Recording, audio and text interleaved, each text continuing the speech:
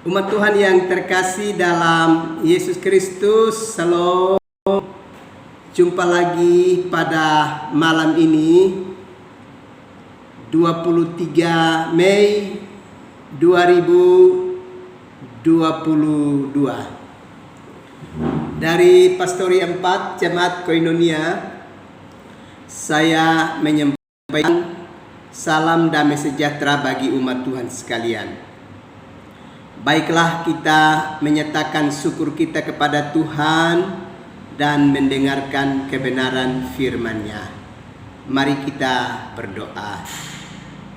Ya Bapa, kami menyatakan syukur dan sembah kami kepada Tuhan, karena dalam kasih karunia-Mu kami masih ada dan menjalani hidup ini. Kami mau mendapatkan kekuatan dari firman-Mu. Karena itu berkatilah kami sekalian. Demi Kristus kami berdoa. Amin. Umat Tuhan yang terkasih dalam Yesus Kristus, kita mendengarkan kebenaran firman Allah di dalam Roma pasalnya yang ke-12, ayatnya yang pertama sampai dengan ayatnya yang kedua. Beginilah bunyi firman Allah. Karena itu, saudara-saudara, demi kemurahan Allah, aku menasihatkan kamu, supaya kamu mempersembahkan tubuhmu sebagai persembahan yang hidup, yang kudus, dan yang berkenan kepada Allah. Itu adalah ibadahmu yang sejati. Janganlah kamu menjadi serupa dengan dunia ini, tetapi berubahlah oleh pembaharuan budimu, sehingga kamu dapat membedakan manakah kehendak Allah, apa yang baik, yang berkenan kepada Allah, dan yang sempurna. Umat Tuhan yang terkasih di dalam Yesus Kristus, surat Roma pasal yang ke-12 ini berisi nasihat dan pengajaran yang begitu indah dari Rasul Paulus kepada jemaat Tuhan pada zamannya, dan tentu juga menjadi nasihat dan pengajaran bagi kita umat Tuhan masa kini. Rasul Paulus memberikan nasihat supaya setiap umat percaya itu mesti mengalami pembaharuan di dalam hari-hari hidupnya. Dan paling kurang Rasul Paulus mengingatkan supaya paling kurang ada 3 hal yang mesti diperhatikan dengan baik dalam hidup kita sebagai umat percaya, sebagai manusia gambar Allah di dalam dunia ini, yang oleh Yesus Kristus kita sudah ditebus dan diselamatkan olehnya. Pertama, bahwa kita sedang hidup di dalam satu dunia yang memang penuh dengan rupa-rupa kejahatan, rupa-rupa perbuatan yang tidak mempermuliakan nama Tuhan. Dan karena itu Rasul Paulus menasihati untuk kita memperhatikan hal yang pertama, yaitu kita mesti persembahkan tubuh kita untuk kemuliaan bagi nama Tuhan. Dan hal ini tentu berkaitan dengan situasi dan kondisi pada zamannya dan juga pada zaman kini, bahwa seringkali manusia ternyata tidak lagi dapat memperhatikan hidupnya sedemikian rupa sehingga mempermuliakan nama Tuhan. Anggota-anggota tubuh kita seringkali digunakan untuk melakukan hal-hal yang tidak berkenan, hal-hal yang tidak kudus, sehingga mencederai kekudusan Allah di dalam hidup ini. Padahal kebenaran firman Allah dalam Pertama Korintus pasal yang ketiga ayat yang ke-16 dan 17 itu sudah mengingatkan kepada kita bahwa tubuh kita itu adalah bait Roh Kudus. Dengan demikian, tubuh ini tidak boleh lagi digunakan untuk hal-hal yang najis. Karena itu kalau kita mau berubah ke arah yang positif, ke arah yang lebih baik, yang berkenan kepada Tuhan, tubuh ini harus kita gunakan dengan baik untuk melakukan hal-hal yang mempermuliakan nama Tuhan di dalam hidup kita. Kita ingat bahwa Yesus Kristus telah mempersembahkan tubuhnya demi dan untuk menebus kehidupan kita manusia yang berdosa. Dan karena tubuh ini telah ditebus, hidup kita ini telah ditebus oleh Yesus Kristus, maka kita mesti gunakan untuk kemuliaan namanya.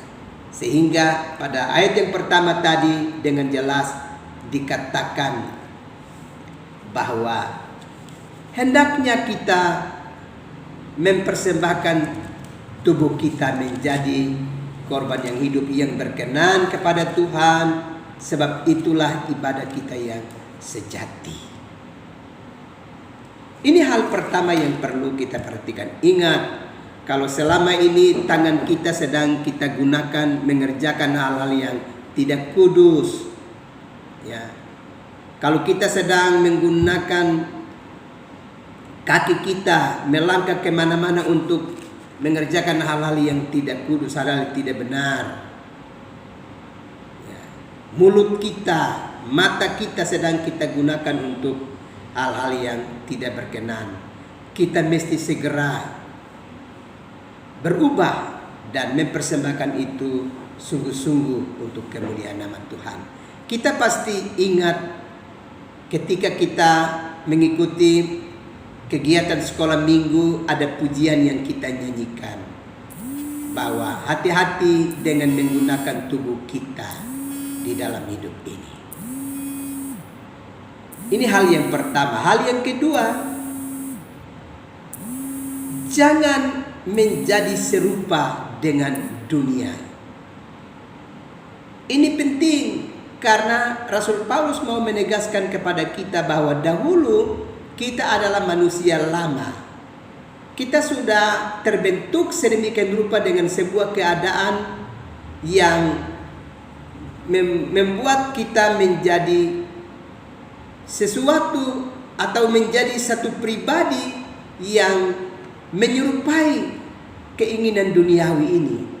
Kita mengikuti saja apa gerakan dunia, ya, hal-hal yang jahat kita kerjakan dan seterusnya. Dan karena itu hal yang perlu kita rubah di dalam kehidupan kita adalah jangan kita menjadi serupa lagi dengan dunia ini. Kita harus menjadi serupa dengan Kristus, bahwa dengan kehadiran Yesus Kristus dia sudah meletakkan kita pada satu pola hidup yang lebih berkenan kepada Tuhan. Manusia lama kita telah kita letakkan di dalam satu pola hidup yang seturut dengan keinginan duniawi. Tapi setelah kehadiran Yesus Kristus, kita telah diletakkan dalam satu kenyataan hidup seturut dengan kehendak Yesus. Karena itu kita mesti mengalami, kita tidak boleh lagi menjadi serupa dengan dunia, tapi harus kita serupa dengan Yesus Kristus. Hal yang ketiga yang harus kita perhatikan adalah mesti ada pembaharuan pikiran kita. Nah, supaya pikiran kita bisa berubah ke arah yang lebih baik, maka tidak bisa tidak kita mesti belajar dari kebenaran firman Allah. Kita ingat Mazmur 119 ayat yang ke-9 berkata bahwa dengan apakah seorang muda dapat mempertahankan kelakuannya bersih? Dengan menjaganya sesuai dengan firman Tuhan. Atau dalam Mazmur 119 ayat yang ke-105 berkata, firman-Mu itu adalah pelita bagi kakiku dan terang bagi jalanku. Kalau demikian, kalau kita mau supaya ada perubahan pikiran kita berubah ke arah yang lebih baik, maka kita mesti memasukkan kebenaran di dalam pikiran kita.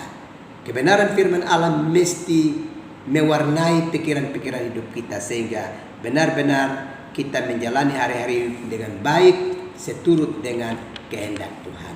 Kiranya Tuhan memberkati kita sekalian. Amin. Mari kita berdoa.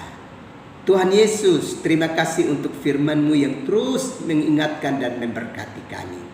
Sesaat lagi kami akan beristirahat, tapi hamba mau berdoa untuk orang-orang sakit, baik di rumah-rumah tangga mereka maupun di rumah-rumah sakit. Baik di rumah-rumah sakit di Kota Kupang ini, juga di rumah sakit di Surabaya, di Jakarta, Bandung, di Denpasar, di mana saja umat-Mu sedang ada di sana dan berjuang untuk mendapatkan perawatan medis demi untuk sebuah pemulihan. Tuhan Yesus, bantu umat-Mu.